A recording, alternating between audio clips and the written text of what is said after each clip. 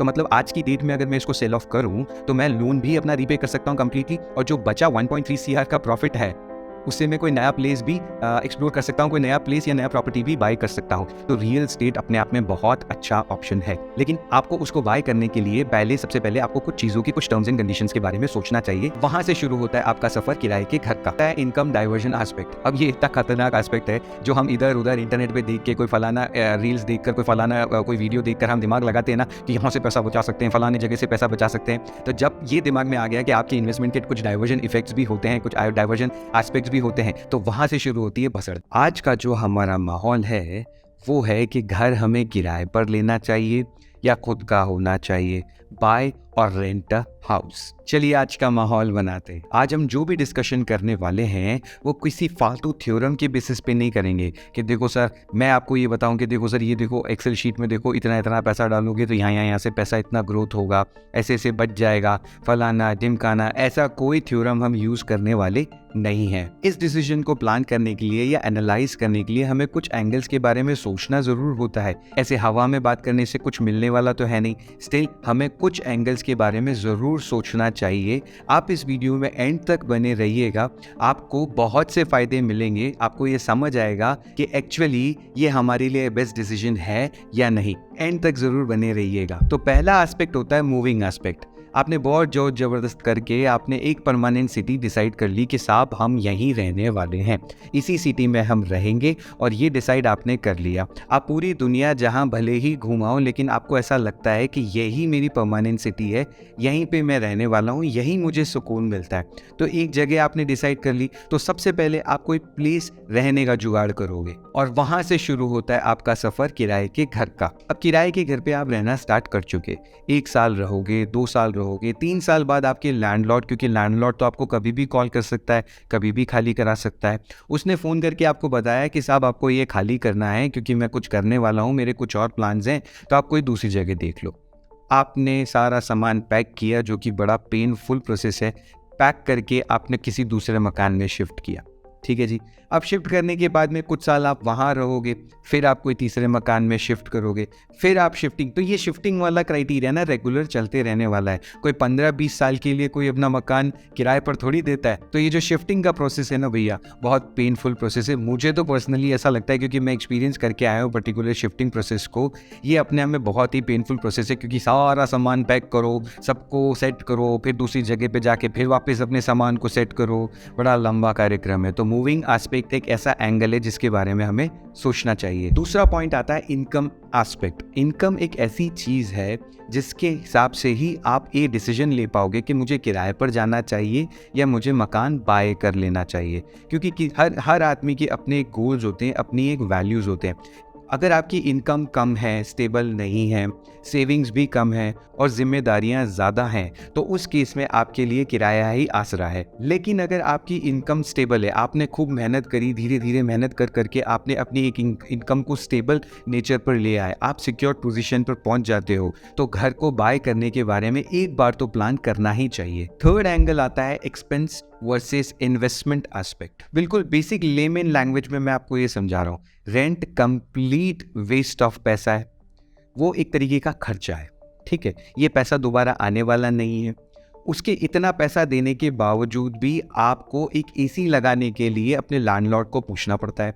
छोटी छोटी चीज़ों के बारे में भी आपको अपने लैंडलॉर्ड से परमिशन लेनी पड़ती है, तो आज़ादी नहीं मिलती है। तो रेंट कंप्लीट खर्चा भी है, हम इतना पैसा भी दे रहे हैं और छोटी छोटी चीज़ों के लिए पूछना भी पड़ता है। और वहीं अगर आप कोई मकान का प्लान करते हैं, कोई घर का प्लान करते हैं बाय करने का, और मर्ज कीजिए आप उसके अंदर लोन लेना चाहते हैं, तो उसकी ईएमआई जो बनेगी, वो ईएमआई से आपका इन्वेस्टमेंट का क्राइटेरिया बढ़ेगा, आपकी एसेट्स ही बढ़ती हैं। तो जो भी पैसा आप 1 रुपया दोगे, 10 रुपया दोगे, जो भी पैसा आपके पॉकेट से, आपके हार्ड अर्न इनकम से निकलेगा, वो कंप्लीटली इन्वेस्टमेंट में जाके सेट ऑफ होगा और आपकी एसेट की जो पोर्टफोलियो है वो बढ़ेगी। फोर्थ एस्पेक्ट आता है इनकम डाइवर्जन एस्पेक्ट। अब ये इतना खतरनाक एस्पेक्ट है जो हम इधर उधर इंटरनेट पे देख के, कोई फलाना रील्स देखकर, कोई फलाना कोई वीडियो देखकर हम दिमाग लगाते हैं ना कि यहाँ से पैसा बचा सकते हैं, फलाने जगह से पैसा बचा सकते हैं।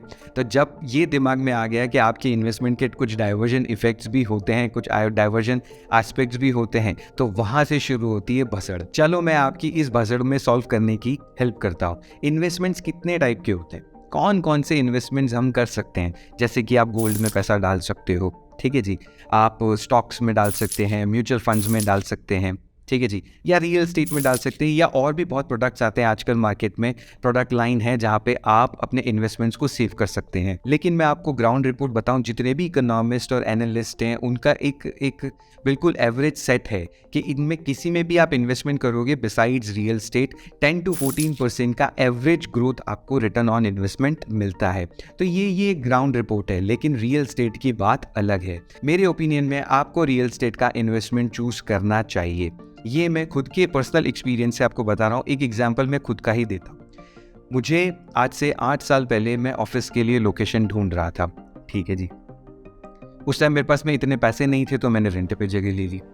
रेंट में मैंने मेरा सारा सेटअप किया। सेटअप करने के बाद में कुछ टाइम बाद, साल भर ही मैं चला पाया, क्योंकि लैंडलॉर्ड से बहुत चिकचिकबाजी हुआ करती थी। फिर मुझे शिफ्ट करना पड़ा। सारा सामान मैंने पैक किया, बड़ा पेनफुल प्रोसेस है। मैंने दूसरी जगह शिफ्ट किया।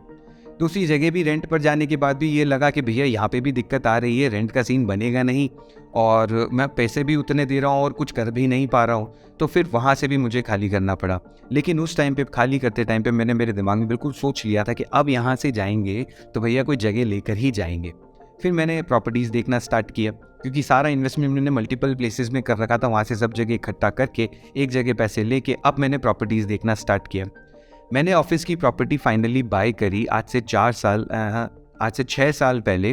वो अराउंड 1.3 CR के आसपास की मैंने ऑफिस की प्रॉपर्टी फाइनलाइज करी। ये स्टूडियो भी मैंने उसी प्रॉपर्टी में सेटअप कर रखा है। क्योंकि हम लोग प्रैक्टिसिंग चार्टर्ड अकाउंटेंट्स हैं, तो बेसिक एक इंफ्रास्ट्रक्चर के साथ में प्रॉपर प्लेस की ज़रूरत होती ही है। तो मैंने ऑफिस में इन्वेस्ट किया। 1,30,00,000 रुपीज़ के आसपास का मैंने प्रॉपर्टी बाय किया आज से 6 साल पहले, लगभग 6 साल पहले।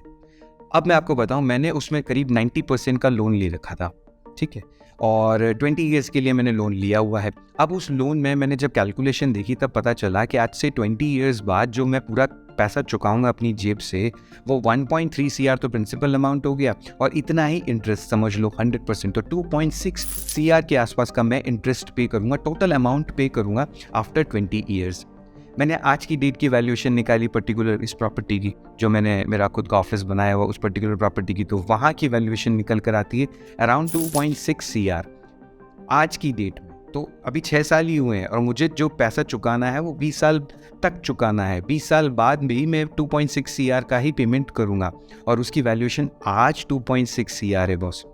तो मतलब आज की डेट में अगर मैं इसको सेल ऑफ करूं तो मैं लोन भी अपना रीपे कर सकता हूं कंप्लीटली, और जो बचा 1.3 CR का प्रॉफिट है उससे मैं कोई नया प्लेस भी एक्सप्लोर कर सकता हूं, कोई नया प्लेस या नया प्रॉपर्टी भी बाय कर सकता हूं।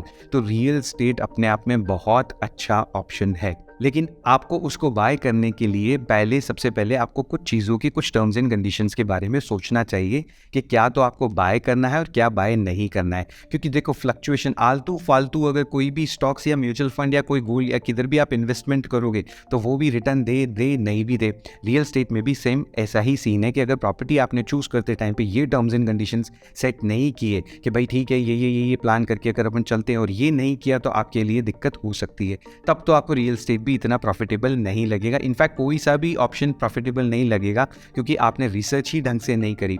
कुछ पॉइंट्स मैं आपको बताता हूं जो आपको कंसीडर करने चाहिए रियल एस्टेट को बाय करते टाइम। तो पहला है, हमेशा आपको जो भी बाय करनी है प्रॉपर्टी, वो डेवलपिंग जगह पे बाय करनी है, ठीक है, ये ध्यान रखिए। डेवलप्ड जगह पे अगर आप बाय करोगे तो वहाँ तो पहले प्रॉपर्टीज़ की सैचुरेशन पॉइंट है, तो वहाँ बढ़ने क्या वाला है। लेकिन डेवलपिंग अगर जगह पे आप कोई भी प्रॉपर्टी बाय करोगे तो वहाँ पे आपको आपके इन्वेस्टमेंट्स का रिटर्न 100% तक मिल सकता है। दूसरा है, जो भी प्रॉपर्टी आप बाय कर रहे हैं उनके डॉक्यूमेंट्स गवर्नमेंट अप्रूव्ड डॉक्यूमेंट्स होने चाहिए। वो प्लीज़ कम से कम गवर्नमेंट अप्रूव्ड होनी चाहिए। इधर उधर रैंडम जगह पे कहीं भी गाँव कुच्चे में आप खरीद लोगे तो वो प्रॉपर्टी भी सेफ रहेगी या नहीं, उसका कुछ नहीं कह सकते। सकते। थर्ड है टायर 1 सिटीज़ में बाय ना करें, टायर 2 सिटीज़ में आप बाय का प्लान कर सकते हैं। टायर 1 सिटीज़ में ज़्यादातर मेट्रो सिटीज़ आती हैं और इन सिटीज़ के अंदर ज़्यादातर अपार्टमेंट्स का रूल ज़्यादा चलने लग गया है। अपार्टमेंट में आप रेंट पे रहो, अपना टाइम निकालो, लेकिन अगर आपको इन्वेस्टमेंट करना है तो टायर 2 सिटीज़ में प्लान करो, क्योंकि टायर 1 सिटीज़ में जो भी अपार्टमेंट्स हैं आज से 20 साल बाद कोई इतनी वैल्यूएशन नहीं आने वाली है उनकी रेंटल इनकम होती है लेकिन कोई इतनी वैल्यूएशन नहीं आने वाली है जो टायर 2 सिटीज़ में डेवलपिंग जगह पर अगर आप परचेज करते हैं तो अगर ये सारी कंडीशंस अगर आप फुलफिल कर चलते हैं, पहले ही रिसर्च करके चलते हैं कि ये सारी चीज़ें हो रही हैं, सारे एंगल सेट हो रहे हैं, तो आपको रियल एस्टेट कभी नुकसान नहीं देगा बॉस। मेरी बात बिल्कुल गांठ बांध कर रख लो, ये रियल एस्टेट एक ऐसा अच्छा ऑप्शन है जो दूसरे ऑप्शंस इतने अच्छे नहीं हैं जितने रियल एस्टेट का एक्चुअल ऑप्शन है। आप हमेशा कॉन्फिडेंस के साथ में इसको बाय कर सकते हो, बशर्ते आपने ये जो टर्म्स एंड कंडीशंस हमने डिस्कस करी है इनको माइंड में लेकर चले। और फिफ्थ है टैक्सेशन एस्पेक्ट। अब चूंकि मैं चार्टर्ड अकाउंटेंट हूँ बाय प्रोफेशन, तो टैक्सेशन का एस्पेक्ट तो आना ही आना है। अब आप बात समझो, आपको मैक्सिमम 3.5 लाख रुपीज़ का डिडक्शन मिलता है टैक्सेशन जब भी आप फाइल करोगे, यानी टैक्स आपका कम बनेगा। जहाँ पे आपने रेंटल एक्सपेंसेस करने शुरू किए वहाँ पे कोई डिडक्शन मिले ना मिले, और इतना डिडक्शन मिलता भी नहीं है, लेकिन यहाँ पे अगर आप कंसर्न देखेंगे तो मैक्सिमम आपको 3.5 लाख रुपए तक की छूट डिडक्शन मिलता है अगर आप होम लोन पे EMI कोई चुकाते हो। तो देखो कितनी बढ़िया चीज़ है। गवर्नमेंट भी हमारी मदद कर रही है सब्सिडी दे के, कि वो बोल रही है कि आप घर लो हम सब्सिडी देंगे। बैंक भी आपकी मदद कर रही है कि आप घर लो हम सबसे सस्ते में आपको बैंक लोन देंगे, क्योंकि आज बैंक में सबसे सस्ता होम लोन ही है। उनका जो इनिशियल प्रोडक्ट स्टार्ट होता है, जो सबसे कम रेट में शुरू होता है, वो होम लोन का प्रोडक्ट ही है बॉस। तो एक बात बताओ, गवर्नमेंट भी मदद कर रही है, बैंक भी मदद कर रही है, सब्सिडीज़ वगैरह सब कुछ मिल रही है, टैक्सेशन डिपार्टमेंट भी आपकी मदद कर रहा है, तो कोई तो वजह है ना जो ये सब लोग आपको कह रहे हैं कि भैया घर ले लो, क्यों किराए में पड़े हो। इसीलिए जो 5 एंगल्स हमने एस्पेक्ट देखे हैं, ये एक तरीका आपको, अगर आप नोट डाउन करोगे, ओरली नहीं नोट डाउन करोगे और अपने एस्पेक्ट्स को शीट पे लेकर आओगे, तो आपको समझ में आ जाएगा कि अभी फ़िलहाल आपकी स्थिति रेंट के लिए है या बाय करने की स्थिति है। बाय करने की स्थिति है और आप इतने कॉन्फिडेंट हो कि आप बाय कर सकते हो।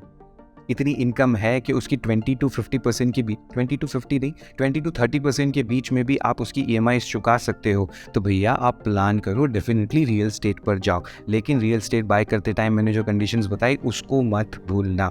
अगर उसको भूल गए या उनमें से कुछ भी ऊपर नीचे हुआ ना, तो नुकसान हो सकता है। और वो फ्लक्चुएशन बियर करें, क्योंकि घर एक अरमान होता है, एक सपना होता है कि भैया एक घर तो मेरा होना ही चाहिए जहाँ पे मैं सुकून की लाइफ जी सकूँ, जहाँ पे मैं डॉग रखना चाहूँ डॉग रखूँ, मर्जी आए जैसा पेंट कराऊँ, मर्जी आए जैसा काम करूँ, मर्जी आए जहाँ AC लगाऊँ, मर्जी आए जो चीज़ें करना चाहूँ वो कर सकता हूँ बिना किसी से पूछे। ये एक तरीके का जीता जागता स्वर्ग होता है कि भैया हमारे लिए एक घर है, हमने एक घर बनाया है, एक घर बने, एक बंगला बनेगा न्यारा। अब छठा आता है कंक्लूजन में मेरे ओपिनियन में भैया रियल एस्टेट ऑन है, बशर्ते आपने प्रॉपर्टीज़ की जो भी मैंने टर्म्स एंड कंडीशन बताए आपको उसके बेस पे अगर आप चले, तो भैया रियल एस्टेट से बेस्ट कुछ नहीं है मेरे ओपिनियन में। रियल एस्टेट में आपको इन्वेस्टमेंट करना चाहिए। दूसरा, हमने इसके अंदर इमोशनल एंगल तो डिस्कस किया ही नहीं। घर से एक अपना ही इमोशनल एंगल सेट होता है, ठीक है। घर खुद का होता है, एक अरमान होते हैं, एक सपने होते हैं कि भाई मैं यहाँ पे ये लगवाऊंगा, मैं वहाँ पे वो लगवाऊंगा, इस हिसाब से मैं मेरा घर बनवाऊंगा। फैमिली मेम्बर्स की खुशी, आपकी खुशी, ये जो जितनी भी खुशी आपको मिल रही है, ये आपको हैप्पियर बनाती है 10 टाइम्स, क्योंकि आप रियल एस्टेट को इंजॉय करते हो। और कोई भी इन्वेस्टमेंट्स को आप इंजॉय नहीं कर सकते। क्या स्टॉक म्यूचुअल फंड को क्या इंजॉय करोगे, रिटर्न के अलावा और तो कोई इंजॉयमेंट है नहीं ना। लेकिन यहाँ पे आप रहते हो, अपनी खुशियाँ, अपने दुख अपने फैमिली मेम्बर्स के साथ बांटते हो। तो भैया घर होता है, ठीक है।